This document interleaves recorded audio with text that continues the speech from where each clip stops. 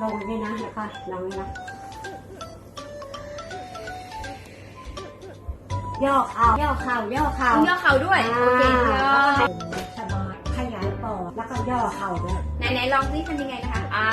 เข่าเนี่ยหัวเข่าบริหารตรงนี้1 2 3ให้ได้50 ครั้ง โอ้ ขาขยับ อ้อ ม้าม ได้ม้ามด้วย เอวอย่างนี้ อ๋ออย่างนี้กี่ครั้งดีคะ 1 2 10บริหารคอก้มเงย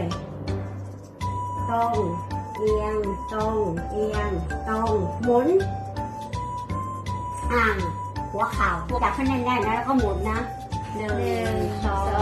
3บริหารอก1 2 3 4 5 อันนี้ใครสอนท่า เป็นเองทำทุกวันเราไม่ต้องมากและทำทุกวัน ฟิกมาก